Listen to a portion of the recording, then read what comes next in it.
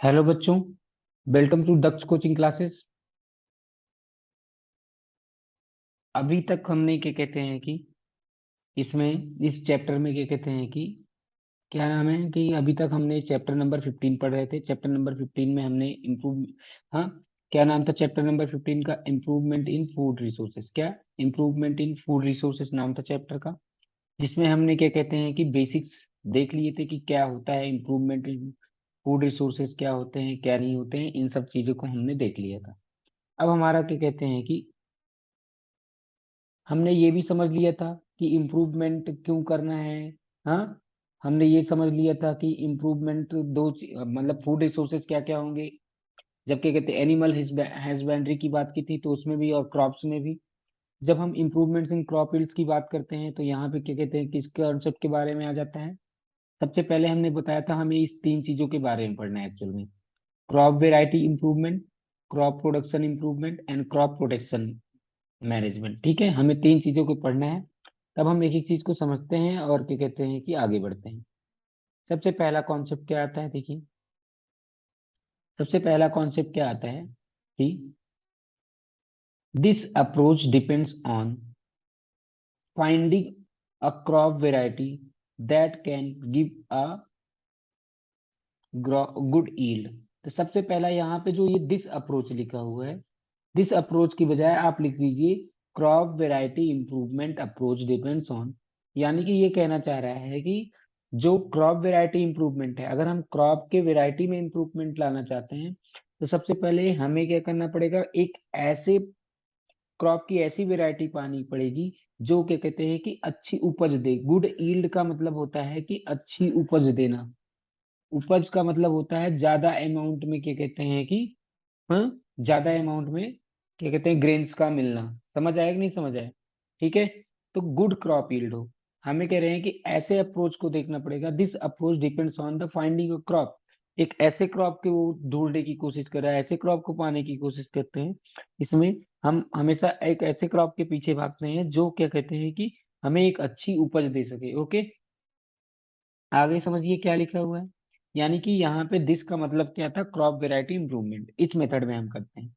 आगे, वेराइटीज और strains of crops can be selected by, can be selected by breeding from various useful characteristics such as disease resistance. हम एक ऐसे crop को ढूंढ रहे होते हैं जो क्या हो, डिजीज रेजिस्टेंस। डिजीज रेजिस्टेंस का मतलब होता है कि वो किसी भी रोग से क्या कहते हैं अपने आप को वो टैकल कर सके, किसी भी रोग को वो कहते हैं कि टैकल कर सके, उससे वो बच सके। ठीक है, यहाँ तक बात समझ में आया कि हम ऐसे क्रॉप को ढूंढ रहे होते हैं, हम ऐसे क्रॉप की वैरायटी की बात कर रहे होते हैं जो डिजीज रेजिस्टेंस हो। दूसरा, वो जल्दी रिस्पॉन्स करे फर्टिलाइजर को। पहला क्या होना चाहिए, डिजीज रेजिस्टेंस होना चाहिए। दूसरा क्या होना चाहिए, रिस्पॉन्स टू फर्टिलाइजर्स। तीसरा क्या होना चाहिए, प्रोडक्ट क्वालिटी। और चौथा क्या होना चाहिए, हाई यील्ड। यानी कि जब हम क्रॉप वेराइटी की बात कर रहे होते हैं तो क्रॉप वेराइटी, जब हम क्रॉप वेराइटी की बात कर रहे होते हैं तो क्या होता है, उसमें चार चीजें होनी चाहिए। कौन कौन सी चार चीजें होनी चाहिए? पहला, वो क्रॉप वैरायटी क्या होनी चाहिए, डिसीज रेजिस्टेंस होना चाहिए। दूसरा क्या होना चाहिए, रेस्पॉन्स टू फर्टिलाइजर करे, मतलब फर्टिलाइजर्स को रिस्पॉन्स करे, फर्टिलाइजर को जल्दी से रिस्पॉन्स कर सके, मतलब कि क्या कहते हैं कि फर्टिलाइजर से सेंसिटिव, जल्दी फर्टिलाइजर्स को ले सके खुद। और क्या कहते हैं कि प्रोडक्ट क्वालिटी, उसकी क्वालिटी अच्छी हो, यानी कि जो जो प्रोड्यूस करेगा उसकी क्वालिटी अच्छी हो, और साथ में क्या हो, हाई यील्ड हो। इतनी बात समझ आई? यहाँ तक बात समझ आई? ठीक है, अब यहाँ तक समझ आया कि क्या कहते हैं कि हम इन सब के बेसिस पे हम क्या कर सकते हैं कि कह रहे हैं कि वेराइटीज और strains of crops can be selected by breeding for various useful characteristics. यानी कि क्या करना पड़ता है कि हम इसमें, देखो क्या लिखा हुआ है कि हमें इसको क्या करना है, ब्रीडिंग करना है। ब्रीडिंग करना है, ब्रीडिंग कैसे करना है, कुछ कैरेक्टरिस्टिक को देखते हुए, क्या कि डिजीज रेजिस्टेंस है या नहीं है। ठीक है, डिजीज रेजिस्टेंस है या नहीं है। दूसरा क्या है, क्या फर्टिलाइजर्स को ये कैसा रिस्पॉन्ड करेगा। तीसरा क्या है, इसकी प्रोडक्ट क्वालिटी कैसी होगी। और चौथा क्या है, हाई यील्ड होगा या नहीं होगा।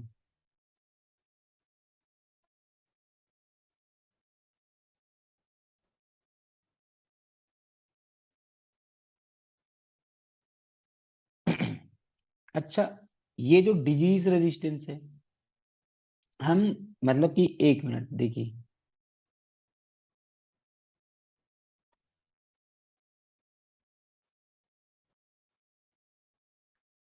Disease resistance,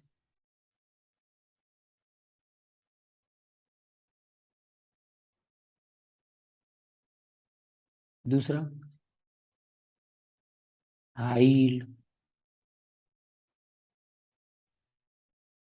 disease resistance, high yield, तीसरा क्या था, क्वालिटी ऑफ प्रोडक्ट,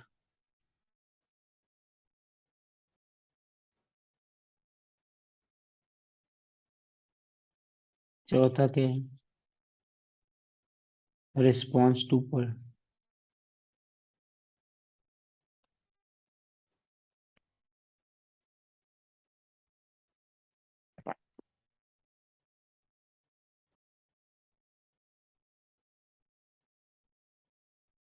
इनका जो चयन, इनको जो हम सिलेक्शन कर सकते हैं, इनका सिलेक्शन किस मेथड से किया जा सकता है, selection can be done by breeding. Breeding का मतलब होता है कि जब क्या कहते हैं कि इन, ये क्या कहते हैं कि उग रहे होते हैं, जब इनको क्या कहते हैं कि ब्रीडिंग का एक प्रकार से होता है रिप्रोडक्शन। ठीक है, रिप्रोडक्शन के बेसिस पे हम इन चीजों को सेलेक्ट कर सकते हैं, इन चीजों को क्या कर सकते हैं, सेलेक्ट कर सकते हैं। ठीक है, अगर मुझे क्या कहते हैं कि, हाँ, अगर क्या कहते हैं कि फसल में मतलब कि इन जो ये चारों ही प्रॉपर्टीज हैं, चारों प्रॉपर्टीज का सिलेक्शन कैसे किया जा सकता है, चारों प्रॉपर्टीज का सिलेक्शन कैसे किया जा सकता है, by method of breeding, by method of breeding. Okay, यहाँ तक समझ आया। अब आगे देखिए, ये one way of incorporating desirable characters, कह रहे हैं कि अगर आपको डिजायरेबल कैरेक्टर्स चाहिए किसी भी पेड़ के या किसी भी फसलों में, कोई भी डिजायरेबल कैरेक्टर्स चाहिए, तो आप किस मेथड से क्या कर सकते हो, हाइब्रिडाइजेशन के मेथड से। अब पूछा जाता है कि पेपर में क्या होता है हाइब्रिडाइजेशन, हाँ, पेपर में पूछते हैं कि हाइब्रिडाइजेशन क्या होता है।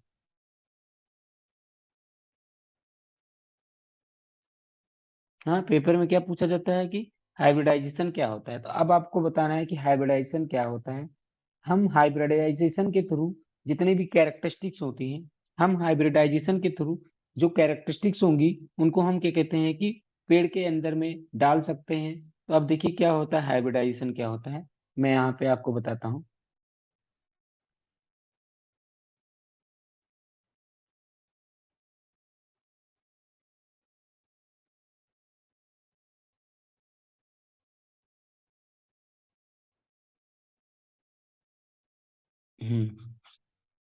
हाइब्रिडाइजेशन क्या होता है,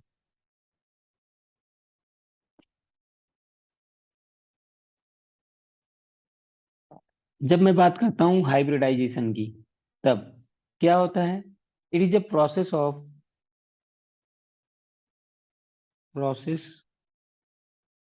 ऑफ क्रॉसिंग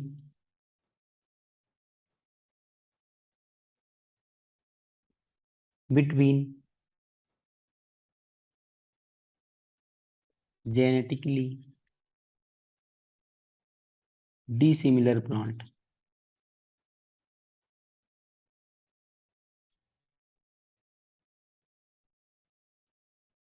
अब आपने क्या किया, दो अलग अलग प्लांट्स को ले लिए, दो अलग अलग प्लांट्स को ले लिया जिनकी कैरेक्टरिस्टिक्स अलग अलग हैं। हाँ ठीक है, उनके सीड को आपस में क्या करा दिया, क्रॉस करा दिया। क्रॉस कराने का मतलब क्या होना है कि इनके जैसे क्या कहते हैं कि उनका रिप्रोडक्शन कराया गया, किसके, दो अलग अलग प्लांट्स की कैरेक्टरिस्टिक को लेकर के, उनके दो अलग अलग प्लांट की कैरेक्टरिस्टिक के जो प्लांट्स हैं, उनको उनको क्या करा, उनको मिला करके रिप्रोडक्शन कराया गया। तो इससे क्या होगा, जो नया पौधा बनेगा वो हाइब्रिडाइज्ड होगा, जो नया पौधा होगा वो क्या होता है, हाइब्रिडाइज होता है। सबसे अच्छा एक एग्जांपल इसका, जब ग्रीन रेवोल्यूशन हुआ था 1967 में, तो 1967 1968 के आसपास में जो ग्रीन रेवोल्यूशन हुआ था, उसमें IR8, हाँ, IR8 नाम का एक क्या कहते हैं कि ये राइस था, ये क्या था, हाइब्रिडाइज्ड क्रॉप था ये। ठीक है, इसको हाइब्रिड राइस भी बोलते हैं, हाइब्रिड राइस। क्योंकि क्या कहते हैं कि ये क्या हुआ, इसमें दो या तीन से ज्यादा राइस की कैरेक्टरिस्टिक को मिला करके इसको इसके बनाया गया था। तो हाइब्रिडाइजेशन का मतलब क्या होता है कि हाइब्रिडाइजेशन का मतलब क्या होता है कि अगर दो अलग अलग कैरेक्टरिस्टिक को लेकर के, दो अलग अलग कैरेक्टरिस्टिक वाले प्लांट्स को लेकर के उनसे रिप्रोडक्शन करवाया जाएगा, तो जो प्लांट नया बनेगा, जो नया सीड बनेगा, वो क्या होता है, हाइब्रिडाइज्ड होता है। यहाँ तक बात समझ में आई? ठीक है। अब कभी कभी क्या होता है कि ये क्या होता है, ये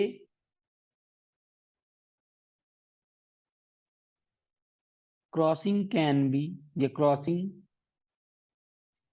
में बी इंटर वेराइटल। कभी कभी क्या होता है, दो वेराइटी अलग अलग होती हैं, इंटर वेराइटल। इंटर वेराइटल का मतलब क्या होता है, दो वेराइटी, दो डिफरेंट डिफरेंट वेराइटीज के बीच में होती है इंटर वेराइटल, यानी कि बिटवीन टू डिफरेंट वेराइटीज। और दूसरा क्या हो सकता है, कभी कभी इंटर स्पेसिफिक भी हो सकता है, यानी कि दो स्पेसीज के बीच में भी हो सकता है। हाँ, क्रॉसिंग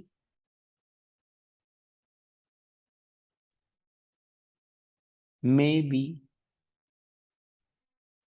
इंटर स्पेसिफिक, दो स्पेसीज के बीच में भी क्रॉसिंग कराया जा सकता है। ठीक है, यहां तक बात समझ में आई, नहीं समझ में आई? या इंटरजेनरिक, इंटरजेनरिक दो अलग अलग जेनेरा के बीच में कराया जा सकता है। हाँ, तो ये सारी चीजें हमें ध्यान में रखना है। ठीक है, तो एक प्रकार से हमें इम्प्रूव करना है तो हम क्या कर सकते हैं, अगर हमें वेराइटी में इम्प्रूव करना है तो हम हाइब्रिडाइजेशन कर सकते हैं।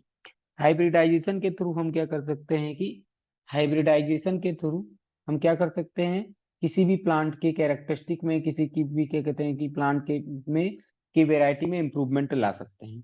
अब हाइब्रिडाइजेशन मैंने बताया कि दो अलग अलग कैरेक्टरिस्टिक के प्लांट्स को लिया, उनसे क्या कहते हैं कि रिप्रोडक्शन करा करके एक नया प्लांट बना लिया गया। जो नया प्लांट बना उसके पास में, अब मान लीजिए कि एक एग्जांपल लेते हैं, कोई भी प्लांट है, जस्ट एक एग्जांपल ऐसे, हाँ, उसके कहते हैं कि वो क्या है, डिसीज रेसिस्टेंस है।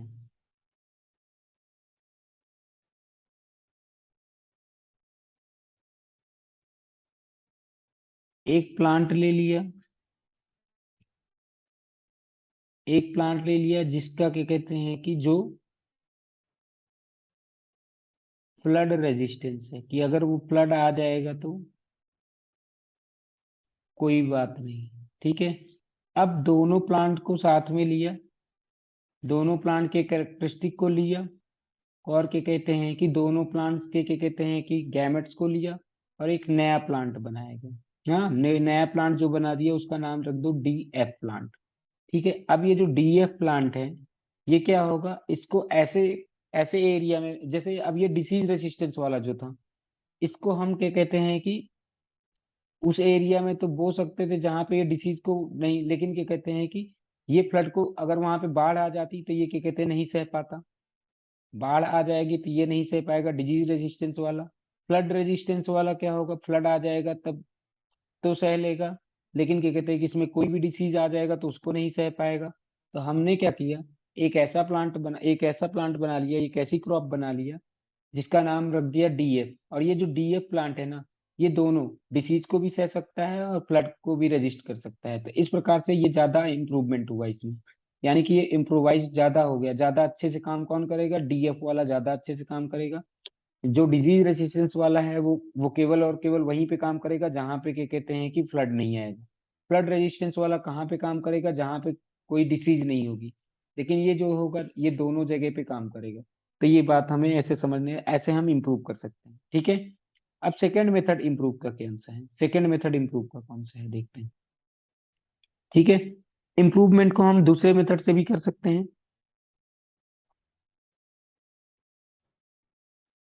अब क्या करिए, improving by introducing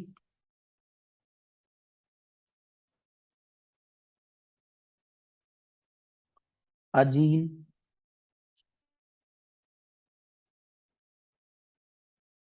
that would provide desired characteristics.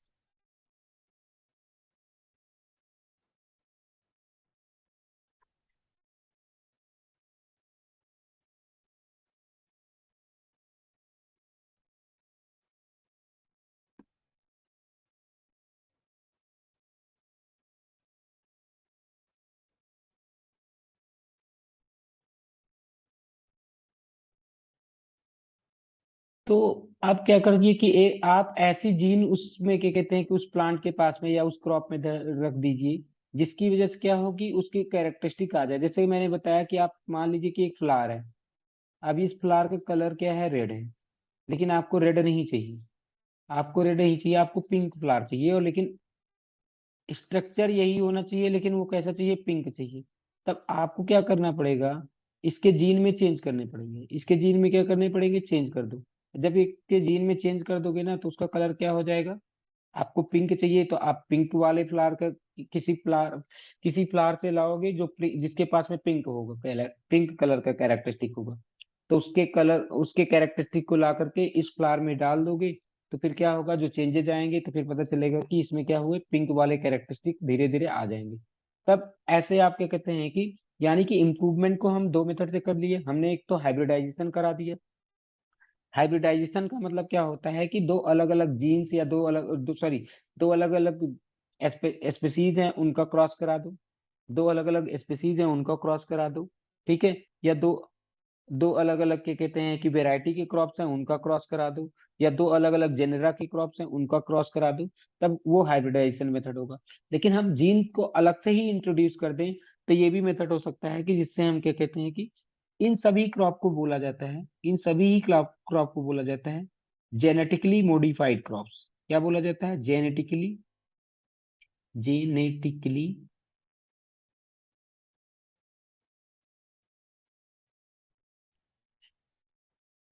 Modified crops. अभी इंडिया में केवल और केवल जेनेटिकली मॉडिफाइड क्रॉप में एक हमारे यहाँ केवल अभी एक देखिए, जेनेटिकली मॉडिफाइड क्रॉप्स जो हैं वो आजकल बहुत ही ज्यादा चर्चा में है। आजकल क्या कहते हैं कि जेनेटिकली मॉडिफाइड क्रॉप्स की बहुत ज्यादा चर्चा हो रही है। बहुत ज्यादा चर्चा मतलब किस लिए हो रही है, क्योंकि अभी अभी क्या कहते हैं कि GEAC,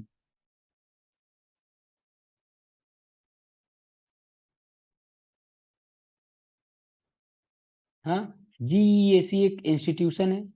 इसने क्या किया है, इसने अलाउ कर दिया है किसके, GM मस्टर्ड क्रॉप, कि आप GM मस्टर्ड क्रॉप को क्या कहते हैं कि बोना शुरू कर सकते हो।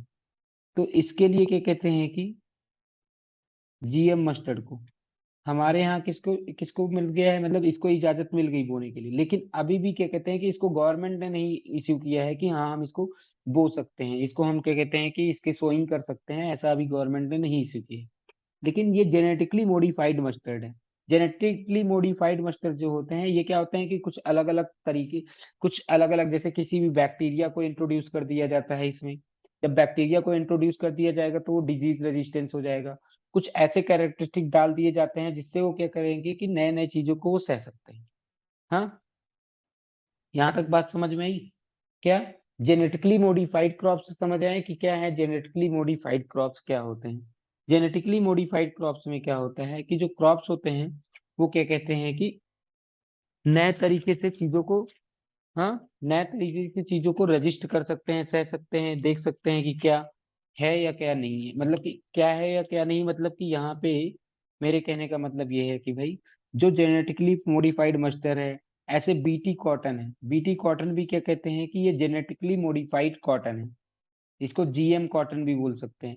तो इन सब में ऐसे ऐसे बैक्टीरिया इंट्रोड्यूस किए गए हैं कि जैसे कोई भी बीमारी लग जाती थी, कोई भी इन सब प्लांट्स को कभी भी कोई भी बीमारी लग जाती थी, जब कोई भी बीमारी लग जाती थी तो क्या होता था, ये क्या होते थे कि वो खराब हो जाते थे, पूरी की पूरी फसल खराब हो जाती थी, पूरी की पूरी फसल खराब हो जाती थी। तो बायोटेक्नोलॉजी की मेथड से क्या किया गया, जेनेटिकली मॉडिफाइड क्रॉप्स बनाया जाना शुरू किया गया। क्या, जेनेटिकली मॉडिफाइड क्रॉप्स बनाया जाना शुरू किया।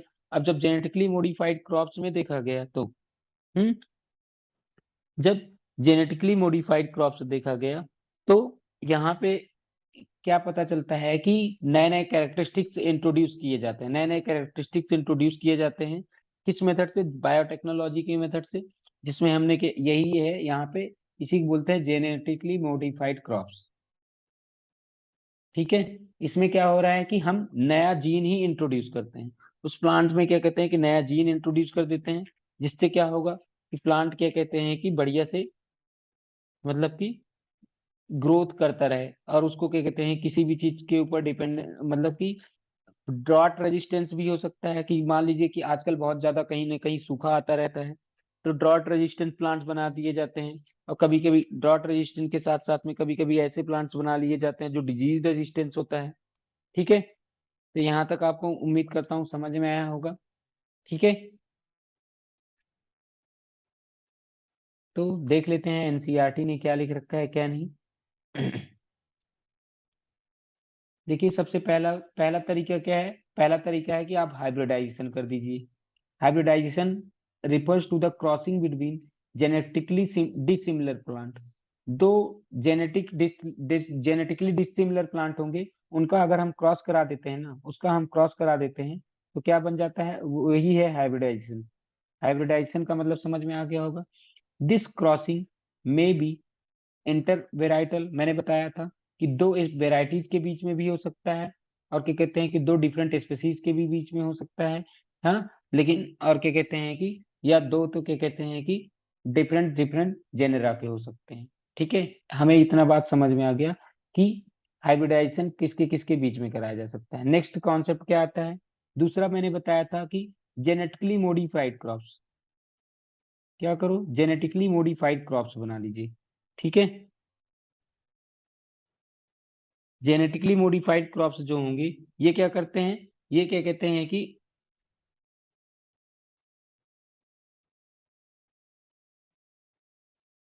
जेनेटिकली मॉडिफाइड क्रॉप्स जो होते हैं, हमें क्या कहते हैं कि एक ऐसा प्लांट बनाने के मौका दे देते हैं, जो क्या होगा कि बहुत ही ज्यादा क्या होगा, डिजीज रेजिस्टेंस होगा, ये सारी चीजें हो जाती हैं। ठीक है, अब अभी जो नया जो DMH11, ये भी एक जेनेटिकली मॉडिफाइड क्रॉप का एग्जाम्पल है। जेनेटिकली मॉडिफाइड क्रॉप का एग्जाम्पल DMH11, ये क्या है? मस्टर्ड है, जिस इसी का नाम है GM मस्टर्ड। ठीक है, तो ये डिजीज रेजिस्टेंस क्रॉप्स हैं। यहाँ तक मुझे लग रहा है आपको समझ में आ गया होगा कि मैं क्या कहना चाहता था क्या नहीं।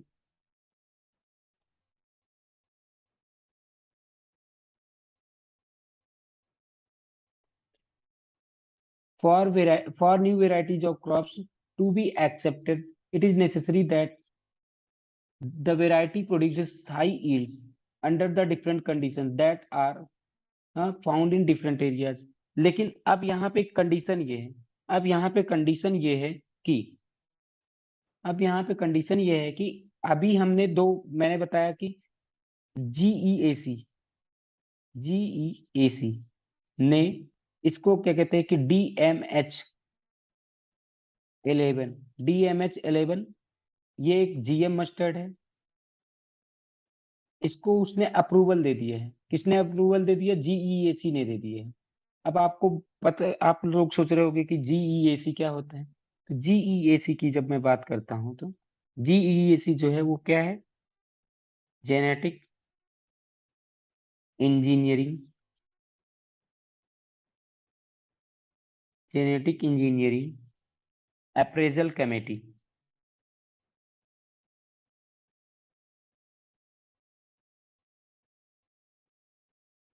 ठीक है, अप्रेजल कमेटी है जो गवर्नमेंट के द्वारा बनाई गई है। हाँ, बाई पासिंग एन एक्ट। ठीक है, एक एक्ट के तहत इस बॉडी को बनाया गया, और ध्यान में रख लेना कि ये एनवायरमेंट मिनिस्ट्री ने बनाया था। किसने बनाया था? एनवायरमेंट की मिनिस्ट्री ने। ठीक है, ministry of environment, ministry of environment.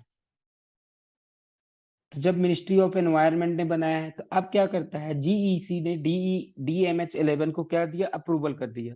Approval कर दिया कि भाई आप क्या कर सकते हो कि इसको, अब क्या कहते हैं कि इन सीड्स को बो सकते हो। ठीक है, उन्होंने अप्रूवल कर दिया। तो अब ये अप्रूवल क्या, वही यहाँ पे लिखा हुआ है, देखिए, for new varieties of crops to be accepted. अब नए नए क्रॉप्स को हमें एक्सेप्ट करना है। जब हमें एक्सेप्ट करना पड़ेगा तो इसका मतलब क्या ये हाई यील्ड देगा कि नहीं देगा, क्या ये हाई यील्ड देगा कि नहीं देगा। समझ में आया ना। सबसे पहला क्वेश्चन यही आता है कि क्या ये हाई यील्ड देगा कि नहीं देगा। क्या मेन क्वेश्चन तो यही होता है। हाई यील्ड का मतलब अच्छी उपज, थोड़े से खेत में ज्यादा उपज। जैसे एक एग्जांपल बताता हूं मैं, और एक IR8। IR8 राइस के बारे में मैंने आपको बताया था। IR8 राइस जो था ना, वो क्या था कि क्या कहते हैं कि IR8 राइस जो था, वो क्या कहते हैं कि जब बनाया गया था, तो उस टाइम पे क्या हो रहा था कि हमारे यहाँ ना, हमारे यहाँ मतलब कि इंडिया में या एशिया में क्या कहते हैं कि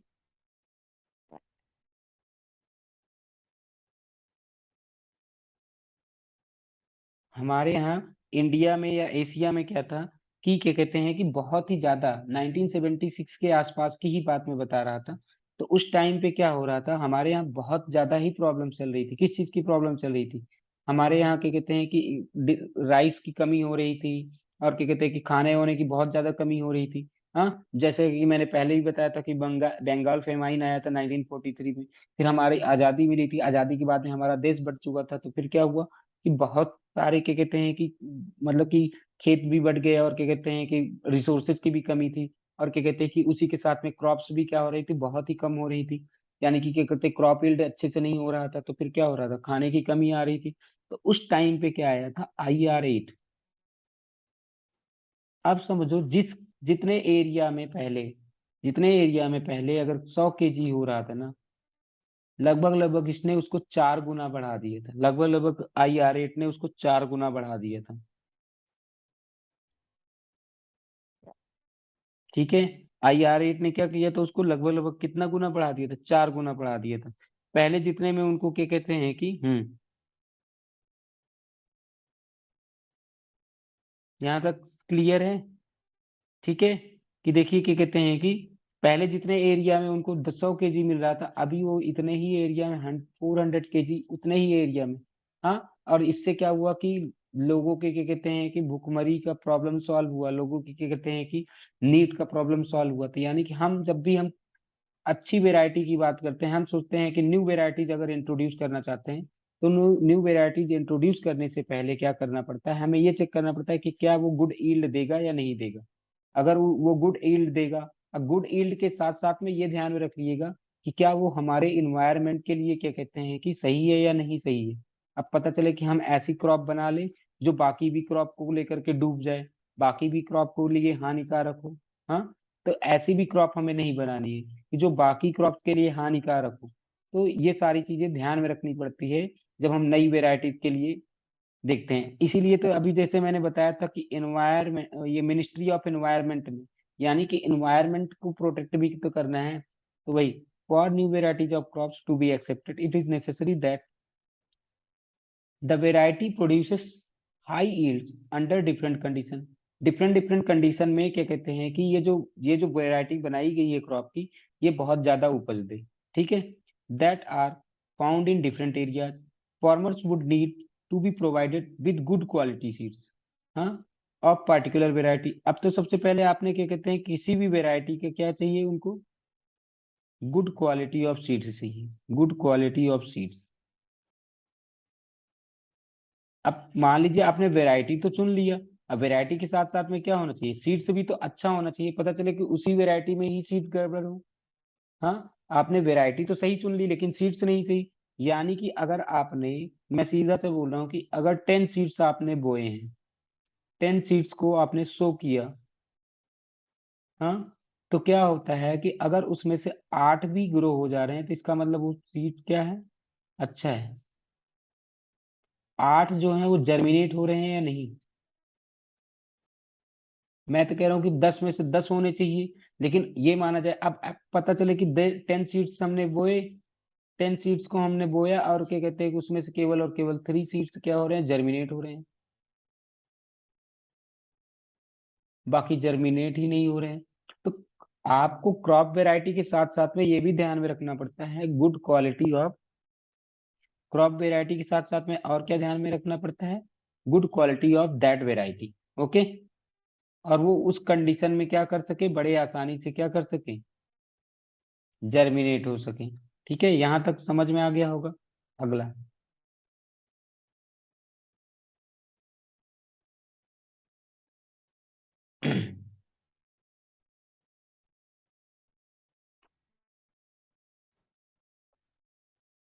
cultivation practices and crop yield are related to weather. अच्छा, ये जो कल्टीवेशन प्रैक्टिसेस हैं, या जो भी क्या कहते हैं कि जो भी हम खेती करते हैं, जितने भी मेथड होते हैं, कल्टीवेशन प्रैक्टिसेस और साथ में क्रॉप वेराइटी, हाँ, क्रॉप वेराइटी की बात करते हैं, तो ये सब किसके ऊपर डिपेंडेंट है? एंड सॉइल क्वालिटी, ये सब डिपेंड करते हैं वेदर के ऊपर। वहां की सॉइल कैसी है, वेदर के ऊपर डिपेंड करते हैं वहां की सॉइल कैसी है। और दूसरा चीज, अवेलेबिलिटी ऑफ वाटर। इन सब चीजों के भी बेसिस पे क्या कहते हैं कि क्रॉप यील्ड क्या होता है, डिपेंड करता है। ठीक है, तो यहाँ पे क्या कहते हैं कि since weather condition such as drought and flood situations are unpredictable, क्या वेदर को हम प्रिडिक्ट कर सकते हैं? नहीं, कि कब क्या कहते हैं कि बारिश होगी या कितना, तो ये सारी चीजें तो हम हमारे हाथ में ही। Varieties that can be grown in diverse climatic conditions are useful. यानी कि अब हम उन वेराइटीज को, या क्योंकि हमें नहीं पता है ना कि कब बारिश हो जाए बहुत तेजी से, या कब सूखा ही पड़ जाए, ये तो हमारे हाथ में नहीं है। तो हम क्या कर सकते हैं, हम क्या कर सकते हैं कि हम ऐसे क्या कहते हैं वेराइटीज को, ऐसी वेराइटी ऑफ क्रॉप लाएंगे जो ड्रॉट रेजिस्टेंट हो, जो फ्लड रेजिस्टेंट हो। ठीक है, अभी जो मैं एग्जांपल बता रहा था, इसीलिए तो बता रहा था कि जो ड्रॉप रेजिस्टेंस होंगे, जो फ्लड रेजिस्टेंस होंगे, हम वैसे क्रॉप्स को बोएंगे। Similarly, varieties tolerant to high soil salinity. अब क्या होता है, ये भी डिपेंड करता है कि वो सॉइल कैसा है, सॉइल एसिडिक है या बेसिक है। सॉइल में क्या होता है कि डिपेंड करता है सॉइल का, क्या कहते हैं कि एसिडिक, बेसिक और सैलिनिटी। सैलिनिटी का मतलब सॉइल में कितना ज्यादा सॉल्ट है। इन सब चीजों को भी ध्यान में रखते हुए क्या कहते हैं कि हम सीड्स को डेवलप करते हैं। हाँ, तो वही लिखा हुआ, similarly varieties tolerant to high soil salinity. हम सोचते हैं कि सॉइल की जो पीएच होना चाहिए वो लगभग लगभग 5 पॉइंट समथिंग होना चाहिए, मतलब एसिडिक होने चाहिए। लेकिन अगर मान लीजिए कि सॉइल में कुछ ज्यादा ही सैलाइन हो गया सॉइल, तो उसके लिए भी हमें क्या करना पड़ेगा कि, हाँ, सैलिनिटी रेजिस्टेंस भी क्रॉप बनानी पड़ेगी। जो ऐसी वेराइटी चुनेंगे जो सैलिनिटी रेजिस्टेंस होगा। ठीक है, जो सैलिनिटी को रेजिस्ट कर सकता होगा। ठीक है, वो उसको सह सकता होगा। इतना बात समझ में आई, नहीं समझ है? ठीक है, tolerant to high salinity, high soil salinity have been developed. Some of the factors which are variety improvement are done. देखो क्या करते हैं कि some of the factors which, for which variety improvement is done. किसके किसके लिए variety improvement किया जाता है? सबसे पहला चीज किया जाता है, मैंने बताया था, हायर यील्ड के लिए किया जाता है।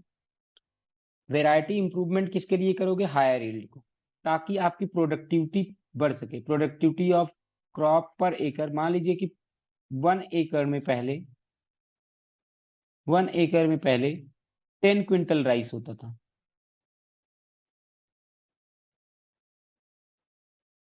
अब आप, अगर आपको इंप्रूव करना चाहते हो, आप वेराइटी इंप्रूवमेंट करना चाहते हो, तो क्यों करना चाहते हो कि इसी 1 एकड़ पे मैं क्या कर सकूं, कम से कम 15 या 20 क्विंटल, क्या 15 या 20 क्विंटल राइस को हम क्या कर सकें, उगा सकें।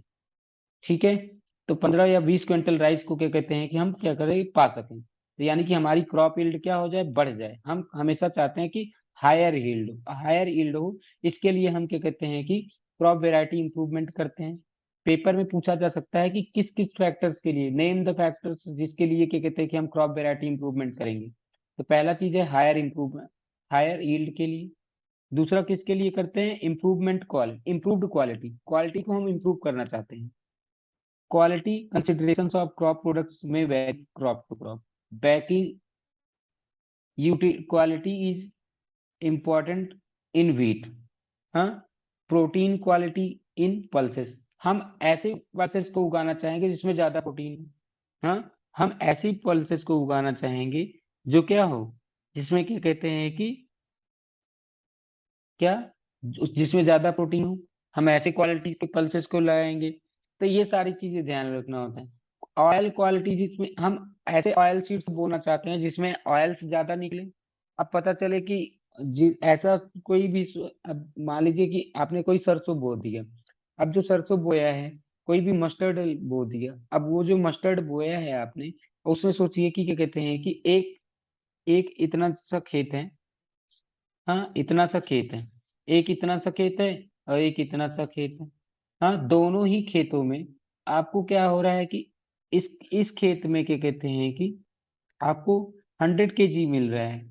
और यहीं पे इस खेत में क्या हो रहा है कि हाँ, 90 kg मिल रहा है। लेकिन अब क्या हुआ, इससे जो ऑयल जो बन रहे हैं यहाँ पे, ऑयल जो आ रहा है इसमें क्या कहते हैं कि ऐसे एक एग्जांपल मैं बता रहा हूँ जस्ट। ऑयल जो आ रहा है इसमें 100 लीटर आ रहा है, लेकिन इसमें ऑयल जो आ रहा है वो केवल और केवल 90 लीटर आ रहा है। तो इसका मतलब क्या हुआ, इसका मतलब ये हुआ कि इस वाले क्रॉप की यील्ड ज्यादा है, क्योंकि ये ऑयल सीड्स की मैं बात कर रहा था। तो हम ऐसे ऑयल सीड्स को बोने की कोशिश करेंगे जो ज्यादा ऑयल देंगे। समझ आया कि नहीं समझ में? हम ऐसे ऑयल को बोने की, ऐसे ऑयल सीड्स को बोने की कोशिश करेंगे जो ज्यादा ऑयल देंगे। इसी तरीके से हम ऐसे क्या कहते हैं कि दाल को बोएंगे, ऐसे ही पल्सेस को लगाएंगे या बोएंगे जिसमें क्या होगा कि क्या कहते हैं कि ज्यादा से ज्यादा क्या होगी, जिसमें क्या कहते हैं कि ज्यादा से ज्यादा प्रोटीन्स होंगे। फिर अगला, बायोटिक अबायोटिक रेजिस्टेंस। अब हम देखते हैं कि crops production can go down due to biotic. Biotic मतलब जैसे डिसीज आ गए, बैक्टीरिया आ गया, इंसेक्ट आ गए, नेमाटोड्स, ये सब क्या करते हैं, अटैक कर सकते हैं। हाँ, तो मैंने अभी बताया था कि हम ऐसे प्लांट्स लगाना चाहते हैं जो ड्रॉट रेजिस्टेंस हो, जो सैलिनिटी रेजिस्टेंट हो। हाँ, जो वाटर लॉगिंग से बच सके अपने आप को, फ्लड रेजिस्टेंट जिसको मैंने बोला था, हीट रेजिस्टेंट हो, कोल्ड मतलब कि ज्यादा कुछ कोल्ड को भी सह सके, हीट को भी सह सके। ऐसा नहीं है कि कोल्ड को ना सह पाए, ऐसा कोई प्लांट नहीं है हमें। तो ऐसी वेराइटीज को हम चाहते हैं। हम चाहते हैं कि जो बायोटिक और अबायोटिक रेजिस्टेंस सारे दोनों ही हो। ठीक है, हम ऐसे प्लांट चाहते हैं जो अबायोटिक और बायोटिक रेजिस्टेंस दोनों ही है। ठीक है, varieties resistance to these stresses can improve the crop production. तो अगर ये फ्लड रेजिस्टेंस है, अगर क्या कहते हैं कि ड्रॉट रेजिस्टेंट है, तो फ्लड आने के बाद भी उसके कोई फर्क नहीं पड़ेगा, या ड्रॉट आने के बाद भी उसके ऊपर कोई फर्क नहीं पड़ेगा। तो इससे हमारा क्या होगा, क्रॉप प्रोडक्शन क्या हो जाएगा, इंप्रूव हो जाएगा। ठीक है, यहाँ तक आपको बात समझ में आ गई होगी। अब आगे देखते हैं next, change in maturity duration. अब मान लीजिए कि कोई एक फसल है जो 6 महीने में हो रही है। अब आपने ऐसी क्रॉप वेराइटी बना ली कि वही सेम फसल के कहते हैं कि 3 महीने में कंप्लीट हो सकती है। तो इसका मतलब क्या हुआ, अगले 3 महीने के लिए आपका खेत खाली हो गया। अगले 3 महीने के लिए आपका फील्ड क्या हो गया, खाली हो गया। तो उसमें आप क्या कर सकते हो, नई नई चीजें बो सकते हो। तो इस प्रकार से change in maturity duration, maturity duration में भी क्या कहते हैं कि हम चेंजेस कर सकते हैं। ठीक है, the shorter the duration of the crop from the sowing to harvesting, the more economical is variety। तो जो अब इसमें क्या होगा, आपके ज्यादा खर्च लगेंगे, और इसमें क्या होगा, कम खर्च भी होगा, क्योंकि ये क्या कहते हैं कि ज्यादा टाइम ले रहा है। और ऐसे में क्या कर सकते हो कि आप अगले 1-2 महीने में क्या कहते हैं कि नई चीजें भी बो सकते हो, नए फसल भी कर। हाँ, तो इस प्रकार से आप क्या कहते हैं कि ऐसी क्रॉप वेराइटी चाहते हो जो क्या कहते हैं कि मेच्योरिटी ड्यूरेशन को कम कर दे। मेच्योरिटी ड्यूरेशन का मतलब कि मैच्योरिटी ड्यूरेशन का मतलब वो टाइम होता है जब हमने सो किया, सो मतलब कि जब हमने बोया, sowing to harvesting is known as maturity duration. तो ये कम करना चाहिए। तो इससे क्या होगा, हमें इकोनॉमिकली फायदा भी मिलेगा। तो इससे shorter the duration also reduce the cost of the cross production. मैंने बताया कॉस्ट आपका प्रोडक्शन की कम हो जाएगी। Uniform maturity makes the harvesting process easy. तो इससे क्या होगा कि, और साथ में ये ध्यान में रखना है कि जो हमने जो फसल बोया है, अब पता चले इस किनारे वाली फसल जल्दी मेच्योर हो जा रही है, इस किनारे वाली फसल बहुत ही देर टाइम में। तो इससे क्या होगा कि आपके खेत सही से, और या कुछ ऐसे ही मिक्सचर ही हो जाए इन दोनों का, कि कुछ तो मेच्योर हो चुकी हैं, कुछ इमेच्योर ही रह गई हैं। तो ऐसे ऐसे प्रोसेस में हमें क्या चाहिए कि यूनिफॉर्म मेच्योरिटी हो। क्या हो, यूनिफॉर्म मेच्योरिटी, ताकि एक साथ पूरी फसल तैयार हो। एक साथ पूरी फसल तैयार होगी, हम बड़े आसानी से क्या कर सकते हैं, हम बड़े आसानी से अपने फसल को क्या कहते हैं कि तैयार कर सकते हैं या काट सकते हैं। ठीक है, और दूसरा चीज, हम ऐसी क्रॉप वेराइटी बनाएंगे जो सब लोग एक्सेप्ट कर सके, वाइडर एडेप्टेबिलिटी। सब लोग उसको अडॉप्ट कर सकें। ठीक है, उसको सब लोग क्या कर सकें, अडेप्ट कर सकें। ठीक है, developing varieties for wider adaptability will help in stabilising the crop production. ये क्या करता है, क्रॉप प्रोडक्शन को क्या कर सकता है, बढ़ा देता है। अगर हमने क्या कहते हैं कि क्रॉप वेराइटी इंप्रूवमेंट किया, क्रॉप वेराइटी में इंप्रूवमेंट किया, तो अगर वो ज्यादा लोग अडॉप्ट कर पाएंगे, ज्यादा लोग अडॉप्ट करेंगे, तो क्या होगा, अलग अलग कंडीशन में फिर क्या होगा, जितने अलग अलग कंडीशन, क्योंकि हमारा भारत देश जो है उसमें क्या कहते हैं कि पता चलता है कि थोड़ी सी ही दूर पे जाते हैं तो एनवायरमेंटल कंडीशन बदल जाती है, एनवायरमेंटल कंडीशन बदल जाती है। तो ऐसे में हमारे यहाँ अगर ऐसी क्रॉप वेराइटी होगी जो ज्यादा लोग अडॉप्ट कर रहे होंगे, ज्यादा लोग अडॉप्ट कर रहे होंगे, मतलब कि क्या कहते हैं कि हर एक एरिया वाले उसको एक्सेप्ट कर ले रहे होंगे। अगर वो हर एक एरिया वाले एक्सेप्ट कर रहे होंगे, यानी कि वो फ्लड रेजिस्टेंस भी होगा। जहाँ पे बारिश ही बारिश हो रही होगी वहां पे वो फ्लड रेजिस्टेंट होगा। जहाँ पे क्या कहते हैं सूखा पड़ रहा है, तो क्या कहते हैं कि वहां पे क्या होगा, वो ड्रॉट रेजिस्टेंस होगा। तो ऐसे में क्या हो रहा है कि ये दोनों ही चीजों को सह पा रहा है। कहीं पे बहुत ज्यादा सर्दी पड़ रही है, कोल्ड रेजिस्टेंस है, कहीं पे बहुत ज्यादा हीट आ रही है। तो ऐसे में वाइडर अगर एडेप्टेबिलिटी है, तो वो क्या होगा कि वो अलग अलग कंडीशन में काम करेगा। समझ आएगा नहीं समझ में? तो इस प्रकार से हम चाहते हैं कि ऐसी क्रॉप आ जाए, ऐसी क्रॉप आ जाए जो डिफरेंट क्लाइमेटिक कंडीशंस में डिफरेंट डिफरेंट एरिया में क्या कर सके, काम कर सके। तो ऐसे ही इसी पे अब काम कर रहा है, काम किया जा रहा है। तो इस मेथड को हम जो पढ़ते हैं उसमें पढ़ते हैं बायोटेक्नोलॉजी में पढ़ते हैं। ठीक है, यहाँ पे ध्यान रखिए, डिजायरेबल एग्रोनॉमिक कैरेक्टरिस्टिक्स। हम हमेशा क्या, डिजायरेबल एग्रोनॉमिक कैरेक्टरिस्टिक्स, हम ऐसा चाहते हैं कि सारी की सारी जो फसलें हैं, हाँ, जो सारी की सारी फसलें हैं वो क्या हो, डिजायरेबल कैरेक्टरिस्टिक्स की हो। अब समझिए यहाँ पे क्या है, डिजायरेबल कैरेक्टरिस्टिक का मतलब क्या है भाई, देखिए कि हमने ये भी पढ़ लिया, यहाँ पे मेच्योरिटी की बात में आ गया। हाँ, डिज और ये क्या कहते हैं, वाइडर एडेप्टेबिलिटी, वाइडर एडेप्टेबिलिटी के बाद में क्या आ गया, डिजायरेबल एग्रोनॉमिक कैरेक्टरिस्टिक्स। अब इसमें देखिए क्या होता है, tallness and profuse branching are desirable characters for the fodder crops। अब देखिए जो फॉडर क्रॉप्स है, फॉडर क्रॉप्स मतलब जो चारा वाले होते हैं, जिसको चारे के लिए दे दिया जाता है जानवरों को। हाँ, फॉडर क्रॉप्स जो हैं, फॉडर क्रॉप्स में क्या होगा, फॉडर क्रॉप्स में हम चाहेंगे कि पत्तियां उसमें क्या हो, बड़ी बड़ी हो। फॉडर क्रॉप में हम नहीं चाहते कि पत्तियां छोटी छोटी हो। और दूसरा चीज हम चाहते हैं कि उनकी जो लंबाई हो ज्यादा हो। ठीक है, तो ये डिजायरेबल कैरेक्टरिस्टिक्स है। और वहीं पे अगर मैं ग्रास की, सीरियल्स की, अनाज की बात करूं, तो यहाँ पे इसमें क्या होता चाहिए, इसकी कैरेक्टरिस्टिक कैसी होनी चाहिए, डॉर्फ होनी चाहिए। अनाज कैसे होने चाहिए, डॉर्फ होने चाहिए। तो डॉर्फ रहेंगे तो क्या होता है कि अगर पेड़ खड़े रहते हैं, सीधे रह जाते हैं, छोटे रहते हैं, तो वो क्या होते हैं कि क्या कहते हैं कि ज्यादा यील्ड प्रोड्यूस करते हैं, मतलब कि उनमें ज्यादा उपज होती है। जबकि क्या कहते हैं कि जो प्लांट बड़े होते हैं वो क्या हो जाते हैं, गिर जाते हैं। जो प्लांट बड़े होंगे ना, वो गिर जाते हैं।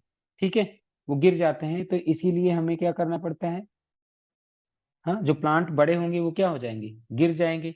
जब वो गिर जाते हैं तो इस वजह से भी उनमें क्या कहते हैं कि उनकी क्रॉप यील्ड कम हो जाती है। तो ये ध्यान में रखना पड़ता है। सीरियल्स के लिए जो डिजायरेबल कैरेक्टरिस्टिक्स है वो क्या है, सीरियल्स के लिए डॉर्फनेस है। और वहीं पे फॉडर क्रॉप के लिए क्या कहते हैं कि क्या है, फॉडर क्रॉप के लिए डिजायरेबल कैरेक्टरिस्टिक क्या है, क्या नाम है, टालनेस एंड क्या कहते हैं कि मैंने बताया था लीव्स क्या होनी चाहिए, उनकी बड़ी होनी चाहिए। ये सारी चीजें हमें ध्यान में रखना होता है। ओके, तो and that less nutrients are consumed by the these crops. और ध्यान में रखना होता है कि ये जो क्रॉप्स है ना, ये क्रॉप्स जो हैं वो क्या होने चाहिए, ज्यादा न्यूट्रिएंट्स ना लें। ये जो क्रॉप्स हैं वो ज्यादा न्यूट्रिएंट्स ना लें, ये भी ध्यान में रखना पड़ता है। Okay, thus developing varieties of desired agronomic characters help in higher productivity। तो अगर मान लीजिए कि सीरियल्स क्या हो रहे हैं, सीरियल्स के जो डिजायरेबल कैरेक्टरिस्टिक्स हैं, अगर हम कैरेक्टरिस्टिक हैं, हाँ, सीरियल्स की जो डिजायरेबल कैरेक्टरिस्टिक्स हैं, जो सीरियल्स की जो डिजायरेबल कैरेक्टरिस्टिक्स हैं, अगर वो मिल जा रही है तो क्या होगा, उसमें हायर प्रोडक्टिविटी होगी। मैंने अभी एक एग्जांपल बताया था कि IR8, IR8 ये क्या है, एक राइस का क्या कहते हैं कि टाइप है। टाइप, मतलब कि क्या कहते हैं, समझ लीजिए कि ये राइस के क्या कहते हैं कि हाइब्रिड राइस था। अब इसमें क्या हुआ, पहले के जो क्या कहते हैं कि जो इंडिया में, एशिया में जितने भी क्या कहते हैं कि वो होते थे, जो सीड्स लगाए जाते थे, जो ये राइस होते थे, वो बहुत लंबे लंबे होते थे। जब राइस लंबे होते थे तो जब हवा आती थी या पानी होता था वो गिर जाते थे, तो उनका क्या हो जाता था, क्रॉप प्रोडक्शन कम होता था, उनकी प्रोडक्टिविटी कम होती थी। तो फिर ऐसा बनाया गया, एक क्या कहते हैं कि अमेरिका के साइंटिस्ट ने क्या किया कि IR-8 राइस बनाया, जिसकी हाइट क्या थी, काफी छोटी थी। हाइट क्या थी उसकी, छोटी थी। जब उसकी हाइट छोटी थी, जो लीव्स थी वो ज्यादा चौड़ी नहीं हुई, तो क्या हुआ, वो गिर नहीं पाए प्लांट्स, वो गिरे नहीं, वो प्लांट्स क्या रहे, सीधे खड़े रहे। तो उनकी प्रोडक्टिविटी क्या हो गई, ज्यादा हो गई। इन्होंने ज्यादा न्यूट्रिएंट्स भी नहीं यूज किए, ये भी समझने वाली बात है। तो इन सब चीजों को देखते हुए क्या किया गया, या कि हम समझ सकते हैं कि देखिए कि अच्छा, एक चीज और यहाँ पे, इम्प्रूव्ड क्वालिटी में भी शायद ये रह गया, तो improve quality, quality consideration of crop products. अच्छा, ये मैंने बता दिया था कि क्रॉप प्रोडक्ट्स की क्वालिटी को इम्प्रूव करना है कैसे। जैसे कि कहते हैं कि अभी हमने एक एग्जांपल दिया था, ऑयल सीड्स का एग्जांपल दिया था, कि पता चले कि 90 केजी में क्या कहते हैं कि 100 लीटर आ रहा है, और 100 लीटर में 100 केजी में 90, तो इसका मतलब क्या हुआ कि उसका क्वालिटी सही नहीं है। तो ये भी ध्यान में रखना होता है। तो इन सब चीजों को ध्यान में रखते हुए क्रॉप की वेराइटी को इम्प्रूव किया जाता है। क्रॉप की वेराइटी को इम्प्रूव करने के लिए कुछ फैक्टर्स हैं। कौन कौन से हैं, improved quality, biotic and abiotic resistance, change in maturity duration, और साथ में हमने देख लिया कि क्या कहते हैं कि डिजायरेबल एगो और वाइडर एडेप्टेबिलिटी। ये सब कैरेक्टरिस्टिक्स हैं जिनको देख करके हम क्या कर सकते हैं, क्रॉप की वैरायटी में इंप्रूव कर सकते हैं। इतना बात समझ आया कि नहीं समझ आया? ठीक है, यहाँ तक समझ में आ गया होगा। अब आगे देखते हैं। अब नेक्स्ट मेथड जो आता था, मैंने बताया था सबसे पहला जो हम पढ़ेंगे, क्या पढ़ेंगे, क्रॉप वेराइटी इंप्रूवमेंट। जब क्रॉप वेराइटी इंप्रूवमेंट पढ़ लेते हैं तो फिर अगला आता है क्रॉप प्रोडक्शन मैनेजमेंट। अगला जो मेथड आता है वो क्या होता है, क्रॉप प्रोडक्शन मैनेजमेंट। इसमें क्या है, in India as in many other agriculture based countries, हाँ, farming ranges from small to very large farm. क्या होता है कि छोटे छोटे, कहीं पे छोटे छोटे खेत हैं, हाँ, कहीं पे छोटे छोटे खेत हैं, और कहीं पे बहुत बड़े बड़े खेत हैं। ठीक है, डिफरेंट फार्मर्स, हाँ, डिफरेंट फार्मर्स। मैंने पहले भी बताया था कि पहले क्या करते हैं, क्रॉप के सीड का सिलेक्शन कर लेते हैं। अब क्या करते हैं कि अब हम प्रोडक्शन करेंगे, कैसे प्रोडक्शन करेंगे, उस प्रोडक्शन को मैनेज करना है। Different farmers thus have more or less land, money, हाँ, और एक्सेस टू द इंफॉर्मेशन और टेक्नोलॉजी। तो देखो क्या हो रहा है, किसी के पास में बहुत ज्यादा टेक्नोलॉजी है, किसी के पास में कम टेक्नोलॉजी है, किसी के पास में बहुत ज्यादा इंफॉर्मेशन है, किसी के पास में कम इंफॉर्मेशन है, किसी के पास में बहुत ज्यादा पैसा है, किसी के पास में बहुत कम पैसा है, किसी के पास में क्या कहते हैं कि बहुत सारे खेत हैं, किसी के पास में बहुत कम खेत हैं। तो कुल मिलाकर के इतना बात समझ में आता है कि अब हमें क्या करना पड़ेगा। ऐसे ऐसे तो हाँ, हमारे यहाँ तो यही हालत है, हमारे भारत में क्या है, यही हालत है ना, हमारी इंडिया में क्या है कि यही कुछ, किसी के पास में बहुत ज्यादा टेक्नोलॉजी है और किसी के पास में क्या है, टेक्नोलॉजी यही नहीं है। ये सारी चीजें हमें ध्यान में रखनी है। ठीक है, तो अब आगे देखते हैं। तो in short, it is the money और financial condition that allow farmers to take up different farming practices and agricultural technology। यानी कि ये वही मनी है, ये वही फिनेंशियल कंडीशन है, जो ये कोई भी किसान कैसे काम कर रहा होगा, कोई भी किसान अपने खेतों में कैसे काम कर रहा होगा, कौन डिटरमाइन करता है, हाँ। अब वो ट्रैक्टर ट्रैक्टर से खेती कर रहा है, या क्या कहते हैं कि बैलों से खेती कर रहा है, हाँ, या तो क्या कहते हैं कि, समझ रहे हैं ना, कि उसने क्या कहते हैं कि नए मेथड्स अपना लिए हैं, फर्टिलाइजर सही से यूज कर रहा है या नहीं यूज कर रहा है। तो ये सब किस बेसिस पे डिपेंड करता है, ये सब उसके डिपेंड करता है कि उसके पास में कितना पैसा है, या कितना उसको फाइनेंशियल कंडीशन उसकी कैसी है। यही तो बात होती है। तो वही है, there is a there is a correlation between higher inputs and yields. अगर आप क्या कहते हैं कि हायर इनपुट दोगे तो ऑब्वियस सी भी तो बात है, हायर यील्ड भी होगा, हाँ। आपने ज्यादा इनपुट दिया तो आपको क्या कहते हैं कि उपज भी तो आपकी ज्यादा ही होगी। इतना बात समझ में आया? 10 farmers purchasing capacity for input decides cropping system. यानी कि क्या कहते हैं कि क्रॉपिंग सिस्टम या प्रोडक्शन प्रैक्टिसेस का कैसा हो चल रहा है, उसमें क्या डिपेंड करता है कि फार्मर की परचेजिंग कैपेसिटी। फार्मर की परचेजिंग कैपेसिटी क्या डिसाइड करेगी? फार्मर की परचेजिंग कैपेसिटी डिसाइड करती है कि भाई देखो तुम ये खरीद सकते हो और ये चीजें नहीं खरीद सकते हो। अब तो अगर वो ट्रैक्टर खरीद सकता है तो ट्रैक्टर से खेती करेगा। हाँ, अब हो सकता है उसके पास ट्रैक्टर खरीदने के पैसे ही ना हो, तो भाई क्या करेगा? हाँ, वो बैलों से खेती करेगा। तो इस बात पर डिपेंड करता है कि उसके पास में कितना वो टेक्नोलॉजी को एक्सेस कर पा रहा है, कितना नहीं। इसी बात से प्रोडक्शन भी तो होगा। अब पता चले कि वो खेती कर रहा है कि कहते हैं कि बैलों से ही खेती कर रहा है, तो अब वो ट्रैक्टर से खेती नहीं कर पा रहा है, नए नए टेक्नोलॉजीज को यूज नहीं कर पा रहा है, तो इससे क्या होगा? इससे क्या होगा कि उसकी प्रोडक्शन भी तो कम होगी ना। तो यहाँ पे समझने वाली यही बात है कि जो क्या कहते हैं कि जो फार्मर की जो परचेजिंग कैपेसिटी होती है वो डिसाइड करती है कि क्रॉप यील्ड कितना होगा। तो ये कैसे क्या कहते हैं कि उसने क्रॉपिंग सिस्टम कैसा कर रहा होगा। ठीक है। Therefore production practice can be different at different level. तो क्या होता है कि हाँ, the production practices can be at different level. They include no cost production, low cost production, high cost production. तो यानी कि अब जो प्रोडक्शन प्रैक्टिसेस हो गई, तीन हो गई। एक हो गई नो कास्ट प्रोडक्शन,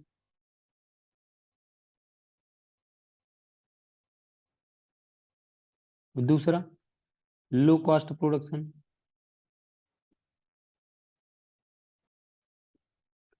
तीसरा हाई कास्ट प्रोडक्शन। अब ये डिपेंड करता है किसान के पास में कितना पैसा है। ठीक है, यहां तक बात समझ में आई। अब हम बात करते हैं सबसे पहला, न्यूट्रिएंट मैनेजमेंट। क्या होता है न्यूट्रिएंट मैनेजमेंट? न्यूट्रिएंट मैनेजमेंट, अभी देखो क्या होता है कि जैसे हम खाना खाते हैं, तो हम खाना क्यों खाते हैं ये मैंने आपको बताया था। Why do we need food? हमने ये आपसे डिस्कस किया था, why do we need food. क्या बताया था उसमें? यही बताया था कि हमें क्या मिलता है खाने से? कार्बोहाइड्रेट, विटामिन्स, हाँ, प्रोटीन्स, मिनरल्स। तो वो हमें क्या प्रोवाइड करते हैं? वो हमें न्यूट्रिएंट्स प्रोवाइड करते हैं ना। जो फूड होते हैं वो हमें न्यूट्रिएंट्स प्रोवाइड करते हैं।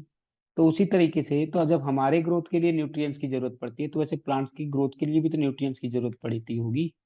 हाँ, तो वही, just as we need food for development, growth and well being. जैसा कि हमने बताया, जैसे हमें भी क्या होती है, फूड की जरूरत पड़ती है ना हमें अपने क्या कहते हैं कि ग्रोथ के लिए। मैंने बताया था, अगर मान लीजिए कि क्या कहते हैं कि कहीं पे क्या कहते हैं कि डैमेज हो गया कोई भी बॉडी पार्ट, तो उसके ग्रोथ के लिए, उसके रिपेयरेशन के लिए हमें फूड की जरूरत पड़ती है। तो वैसे ही प्लांट्स को भी तो जरूरत पड़ेगी।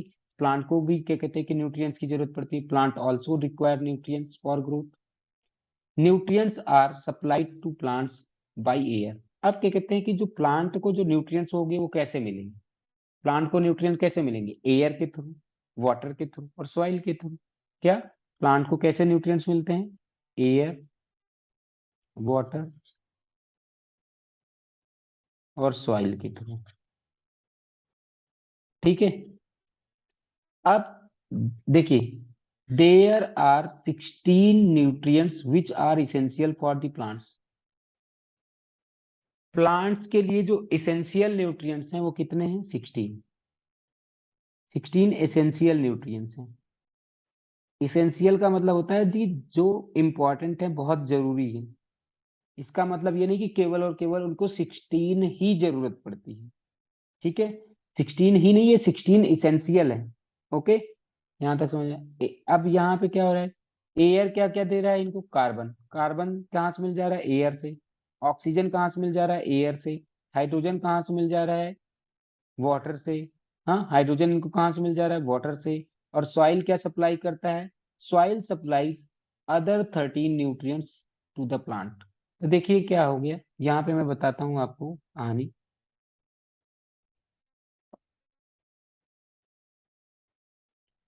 प्लांट्स को चाहिए 16 इसेंशियल न्यूट्रिएंट्स। क्या चाहिए? 16 एसेंशियल न्यूट्रिशंस।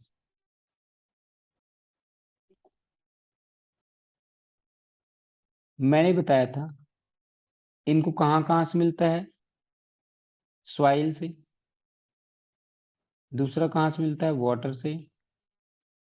तीसरा कहाँ से मिलता है? एयर से। एयर ने प्लांट को क्या दिया? कार्बन दिया। एयर ने प्लांट को क्या दिया? ऑक्सीजन दिया।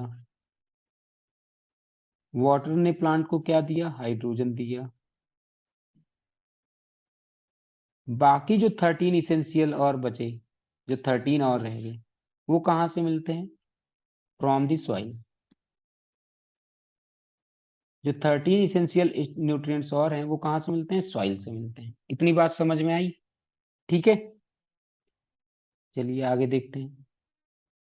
एमंगस्ट दीज 13 न्यूट्रिएंट्स, देखो 13 में क्या होते हैं?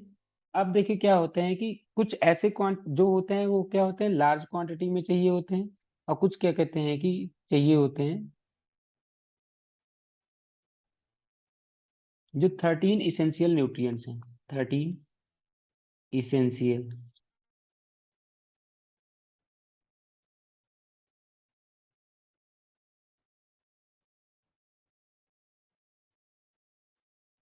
एक मिनट। जो 13 इसेंशियल न्यूट्रिएंट्स हैं उनमें देखिए क्या होगा?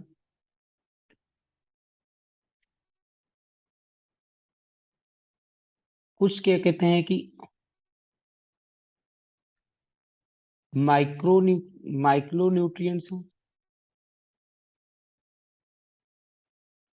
और कुछ क्या कहते हैं कि मैक्रो न्यूट्रिएंट्स हैं।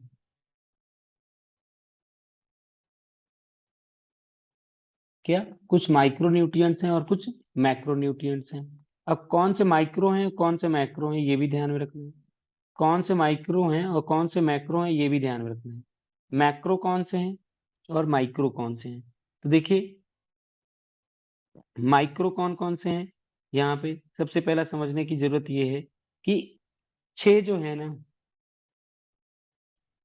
माइक्रो जो होते हैं ये क्या होते हैं? माइक्रो जो होते हैं ये रिक्वायर्ड इन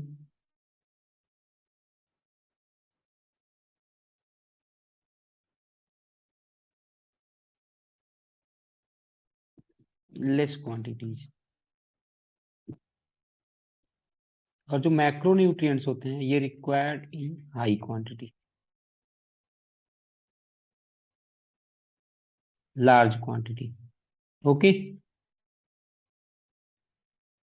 ये जो 13 है इसमें से क्या कहते हैं कि 7 जो है वो माइक्रो हैं और 6 जो है वो क्या है? मैक्रो है। ठीक है, 7 जो है वो क्या है? माइक्रो हैं, और 6 जो है वो क्या है? मैक्रो है। ठीक है, यहाँ तक बात समझ आया? क्लियर है? यहाँ तक समझ में आ गया होगा? ओके, क्लियर है ना? अब क्या कहते हैं कि द अदर 7 न्यूट्रिएंट्स आर, हाँ ठीक है, जो लार्ज क्वांटिटी में चाहिए होते हैं, और इनको अब समझ लेते हैं क्या क्या है हमें। अब ये तो देखते हैं एनसीईआरटी क्या कहती है क्या नहीं कहती भाई। हम्म, देखिए there are 16 nutrients which are essential for the plant. 16 nutrients है जो एसेंशियल है। Air supplies carbon and oxygen. Air से क्या मिल रहा है? कार्बन और ऑक्सीजन मिल रहा है। हाइड्रोजन कहाँ से आ गया? वाटर से आ गया। लेकिन जो सॉइल है वो कितने दे रही है? 13 इसेंशियल न्यूट्रिएंट्स कहाँ से मिल रहे हैं उसको? सॉइल से मिल रहे हैं। अगला, एमंग्स दीज 13 न्यूट्रिएंट्स, 13 में से क्या कहते हैं कि जो 6 हैं वो क्या है? लार्ज क्वांटिटी में रिक्वायर्ड होते हैं। और वहीं पे क्या कहते हैं कि जो लार्ज क्वांटिटी में चाहिए होते हैं उन्हें क्या बोला गया? मैक्रो न्यूट्रिएंट्स बोला गया। The other 7 nutrients are used by plants in small quantity. कुछ और हैं जो क्या कहते हैं स्मॉल क्वांटिटी में यूज किए जाते हैं, जिन्हें क्या कहा गया? Micro quantity, micro macro nutrient बोला गया। अब देख लेते हैं कि कौन कौन से हैं माइक्रो, कौन कौन से हैं यहाँ पे समझ लेते हैं। सबसे पहला एयर, वाटर और सॉइल से। देखो एयर से क्या क्या मिल जा रहा था? कार्बन और ऑक्सीजन। और वाटर से क्या क्या मिल रहा था? हाइड्रोजन और ऑक्सीजन।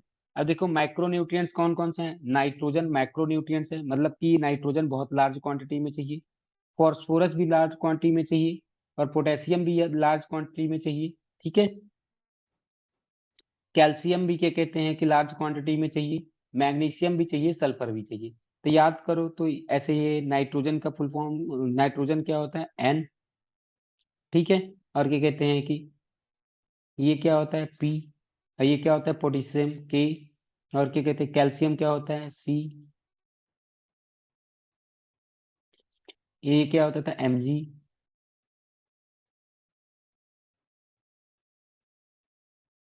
और ये सल्फर है, एस। ठीक है, तो ये सारी चीजें हमने ये पहले भी पढ़ रखा है इनके बारे में। तो ये सब क्या कहते हैं, मैक्रोन्यूट्रिएंट्स हैं। ओके। अब क्या कहते हैं कि अच्छा एक चीज थोड़ा सा, हाँ, ध्यान दीजिए। तो हमें ऐसे भी याद हो सकता है कि ये जो मैक्रोन्यूट्रिएंट्स में जितनी भी बात किया हुआ है, क्लोरीन को अगर छोड़ दें, क्लोरीन को अगर छोड़ दें तो सारे के सारे इनका क्या कहते हैं कि 20 से क्या कहते हैं कि इनके एलिमेंट्स जो हैं एटॉमिक नंबर 20 से कम है। केवल क्लोरीन को छोड़ दिया जाए, केवल क्लोरीन को छोड़ दिया जाए तो सारे के सारे मैक्रोन्यूट्रिएंट्स जो हैं वो क्या कहते हैं कि इनका एटॉमिक नंबर 20 से कम है। तो हम बड़े आसानी से पहचान सकते हैं कि कौन सा मैक्रोन्यूट्रिएंट्स है, कौन से माइक्रो है। पेपर में पूछा जा सकता है कि क्या आयरन क्या कहते हैं कि माइक्रो है या मैक्रो है। तो हम चेक कर लेते हैं क्या वो लेस देन 20, क्या इसका एटॉमिक नंबर लेस देन 20 है और ये क्लोरीन नहीं है, तो हाँ ये मैक्रो एलिमेंट मैक्रोन्यूट्रिएंट्स है। ओके, यहाँ तक आपको समझ में आ गया होगा। और माइक्रो न्यूट्रिएंट्स कौन कौन से हैं? जैसे आयरन, मैग्नीज, बोरॉन। हाँ, बोरॉन भी क्या कहते हैं कि 5 नंबर पे आ रहा है, तो बोरॉन और क्या कहते हैं कि क्लोरीन को छोड़ दिया जाए तो क्या कहते हैं कि ये जो 7 हैं वो क्या होंगे, माइक्रो। और क्या कहते हैं कि यहाँ पे ये जो 6 हैं ये माइक्रो, सॉरी, मैक्रो में 6 होंगे, मैक्रो में 6 होंगे, माइक्रो में 7 होंगे। ओके, यहाँ पे 6 हैं, यहाँ पे 7 होंगे। ठीक है, iron, manganese, boron, zinc, copper, molybdenum and chlorine, ये 7 क्या हैं, माइक्रो। ठीक है, यहाँ तक बात समझ में आ गई। अब आगे देखते हैं। Deficiency of these nutrients affect the physiological processes in the plants. अगर मान लीजिए कि ये सातों या जो 16 इसेंशियल न्यूट्रिएंट्स हैं, अगर इनकी कमी आ गई, इनकी कमी आ गई तो इनके प्लांट का रिप्रोडक्शन सही से नहीं हो पाएगा, प्लांट का ग्रोथ सही से नहीं हो पाएगा। प्लांट क्या होगा कि वो डिसीजेस को जल्दी मतलब कि डिसीजेस को सह नहीं पाएगा।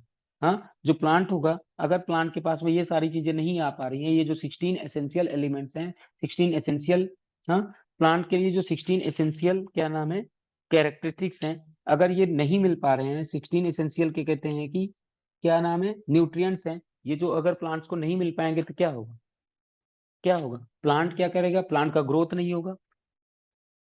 और क्या नहीं होगा, प्लांट का ग्रोथ नहीं होगा। दूसरा चीज और क्या होगा, प्लांट में क्या कहते हैं कि रिप्रोडक्शन सही से नहीं हो पाएगा। और तीसरा चीज क्या होगा, प्लांट को डिसीज क्या होगी, जल्दी अटैक कर सकते हैं, वो डिसीज से इम्यून नहीं कर सकता, उसका इम्यूनिटी सही नहीं होगी। ठीक है, to increase the yield the soil can be enriched by supplying these. तो अगर हमें क्या बोल रहा है कि अगर नेचर से नहीं मिल पा रहा है, अगर नेचर से नहीं मिल पा रहा है तो हम क्या करेंगे, जब नेचर से नहीं मिल पा रहा है तो हम इसीलिए मैन्योर और फर्टिलाइजर से देते हैं, ताकि प्लांट्स को न्यूट्रिशन, प्लांट को ये जो 16 इसेंशियल न्यूट्रिएंट्स हैं वो मिल सके। क्या, प्लांट को 16 एसेंशियल न्यूट्रिएंट्स क्या हो सके, मिल सके। इसीलिए हम क्या कर सकते हैं, हम क्या करते हैं कि इनको क्या कहते हैं कि एसेंशियल एलिमेंट्स को, एसेंशियल न्यूट्रिएंट्स को प्रोवाइड कराते हैं। ठीक है, यहाँ तक बात समझ में आया। ठीक है, अब आगे बात करते हैं कैसे हो सकता है। तो अब हम क्या करेंगे, हाँ,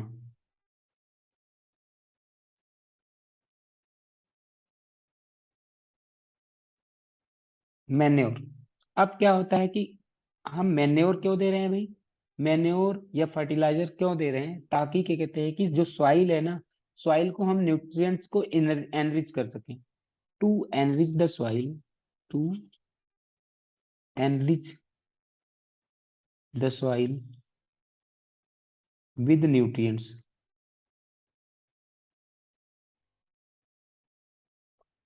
हम प्लांट्स को क्या प्रोवाइड कर सकते हैं, या तो मैन्योर या तो फर्टिलाइजर। ओके, अब देखो मैन्योर में क्या क्या होता है, manure contains large quantities of organic matter. Manure जो होता है वो ऑर्गेनिक मैटर होता है। मैन्योर कभी भी इंडस्ट्रीज में नहीं बनाया जा सकता। मैन्योर जो होता है वो इंडस्ट्रीज में नहीं बनाया जा सकता, इसमें केमिकल्स नहीं यूज होते। ठीक है, मैन्योर में क्या नहीं यूज होते, केमिकल्स नहीं यूज होते, ये सब ध्यान में रखना। Also supply small quantity of nutrients to the soil. Manure क्या होता है, मैंने पहला चीज बताया, मैन्योर क्या होता है, ये क्या कहते हैं कि केमिकल इसमें नहीं यूज होता है, तो ये ऑर्गेनिक मैटर यूज करता है। क्या यूज करता है? ऑर्गेनिक मैटर यूज करता है। दूसरा चीज, मेन्योर क्या यूज करता है? Organic matter. दूसरा क्या होता है, इसमें स्मॉल क्वांटिटी ऑफ न्यूट्रिएंट्स होते हैं। Uses organic matter.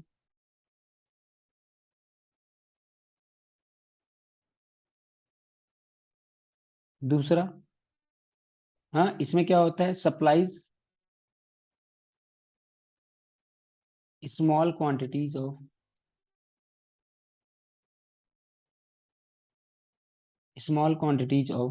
न्यूट्रिएंट्स। ज्यादा क्वांटिटी में न्यूट्रिएंट्स नहीं दे पाता, ठीक है। Manure is prepared by decomposition of animal excreta और प्लांट वेस्ट। ये कैसे बनाए जाते हैं, अभी हमने बताया था, इसमें केमिकल्स नहीं यूज होते, बल्कि ये डिकम्पोजिशन किया जाता है किसका, जो प्लांट वेस्ट है, जो घरों में जो वेस्ट जनरेट होता है, ये सब क्या कहते हैं कि इनका यूज करके, जैसे एनिमल एक्सक्रीटा हो गया, जैसे गोबर हो गया, जिसको क्या कहते हैं गाय की गोबर हो गए, इन सबको यूज करके क्या बना लेते हैं, इन सबको यूज करके मेन्योर बना लिया जाता है। Manure helps in enriching the soil with nutrients and organic matter and increasing the soil fertility. तो ये सॉइल की फर्टिलिटी को बढ़ा देते हैं manure. The bulk of the organic matter in the manure helps in improving the soil structure. अगर ज्यादा होगा, ज्यादा से ज्यादा मेन्योर होगा, तो वो सॉइल सॉइल के स्ट्रक्चर को इम्प्रूव करेगा। जैसे सॉइल को, एक फसल के लिए जैसी कैरेक्टरिस्टिक होनी चाहिए बढ़िया से, कि सॉइल को क्या पास में क्या होना चाहिए, सॉइल क्या कर सके, वाटर की, उसकी वाटर होल्डिंग कैपेसिटी ज्यादा हो सके। हाँ, सॉइल, एक अच्छी सॉइल कब होगी, जब उसकी वाटर होल्डिंग कैपेसिटी ज्यादा होगी। हाँ, लेकिन तो इसलिए this involves increasing the water holding capacity. जो सैंडी सॉइल होते हैं, सैंडी सॉइल में क्या होता है, वैसे तो क्या कहते हैं कि water holding capacity Sandy soil की क्या होती है, कम होती है, water holding capacity Sandy soil की कम होती है। तो ये जो मैन्योर क्या करता है, उसकी कैपेसिटी को, वाटर होल्डिंग कैपेसिटी को बढ़ा देता है। मैन्योर जो होगा सैंडी सॉइल की वाटर होल्डिंग कैपेसिटी को क्या कर देता है, बढ़ा देता है।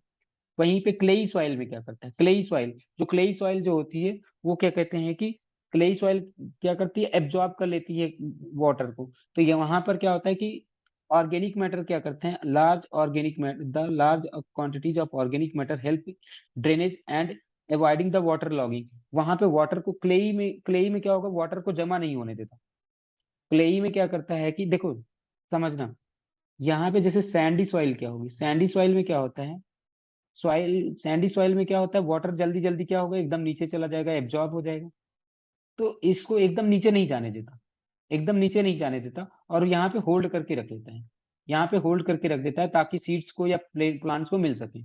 लेकिन वहीं पे क्या कहते हैं, क्लेई सॉइल में क्या होता है, क्लेई सॉइल जो होती है, क्लेई सॉइल क्या होती है कि पानी को अंदर नहीं जाने देगी, पानी को क्या करती है, क्लेई सॉइल ऊपर जमा कर देती है, ऐसे पानी ऊपर जमा हो जाएंगे, पानी क्या होंगे, ऐसे ऊपर जमा हो जाएंगे। तो ये पानी जो ऊपर जमा हो जा रहे हैं, तो ये जो, अगर हमने यहाँ पे मैन्योर्स डाल रखे हैं, इसमें मैन्योर डाल रखे हैं, तो ये क्या कर लेगा, इनको वाटर को लॉग नहीं होने देगा, वाटर को जमने नहीं देगा, वाटर को एक जगह पे इकट्ठा नहीं होने देगा, और उनको क्या कर लेगा, उनको फ्लो कराता है, उनको क्या कहते हैं, वाटर के फ्लो कराने में वो सहायता कर देता है। इतना बात समझ में आया कि क्या काम है मैन्योर का, क्या काम नहीं है। Okay. It in using manure we use biological waste material. Manure में हम क्या यूज करते हैं, बायोलॉजिकल वेस्ट मटेरियल यूज करते हैं, ठीक है। Which is advantage in protecting,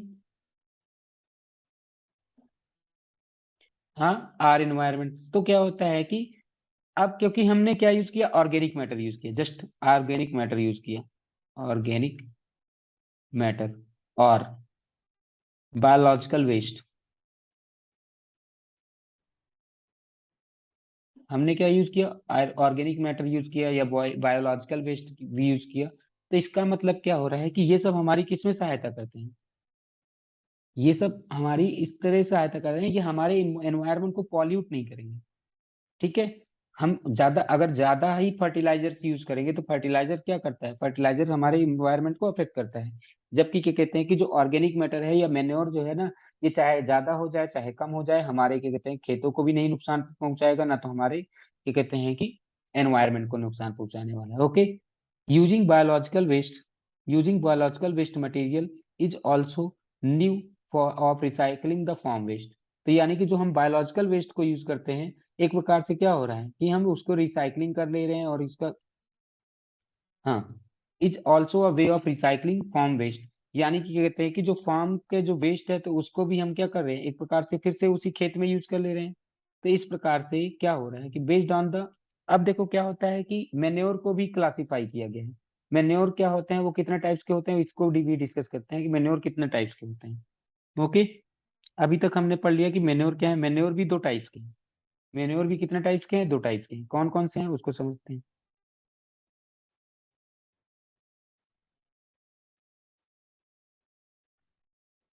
manure के दो टाइप्स हैं, कौन कौन से हैं। एक है कंपोस्ट एंड वर्मी कंपोस्ट।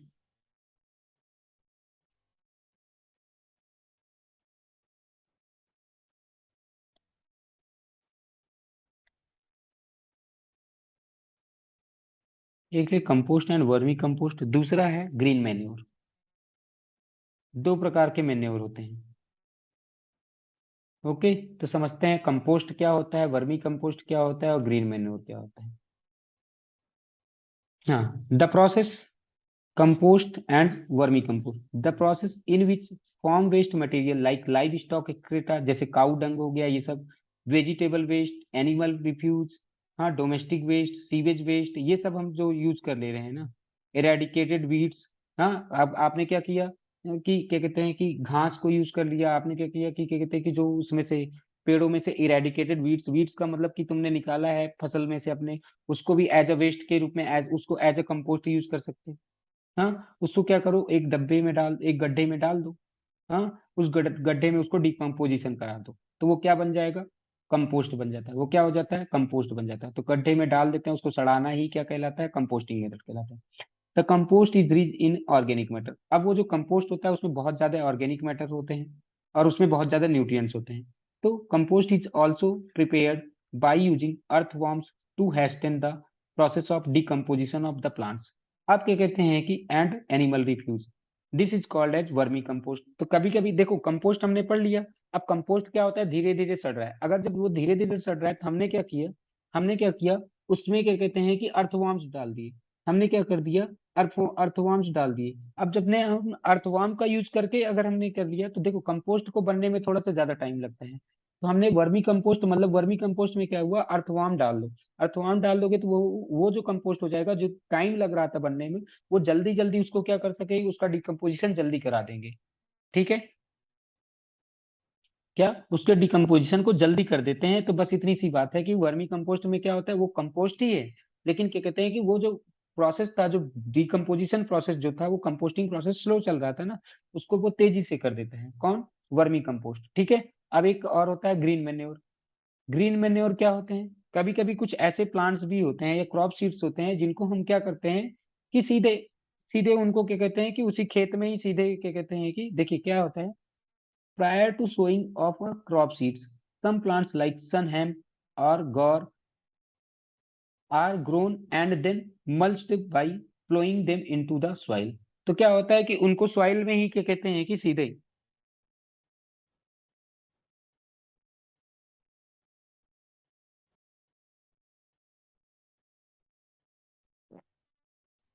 हाँ, अब क्या कहते हैं कि उनको सीधे मिला दिया जाता है। उनको सीधे, जैसे क्या होता है कि अब समझिएगा, अब मान लीजिए कि मुझे धान की खेती करनी है।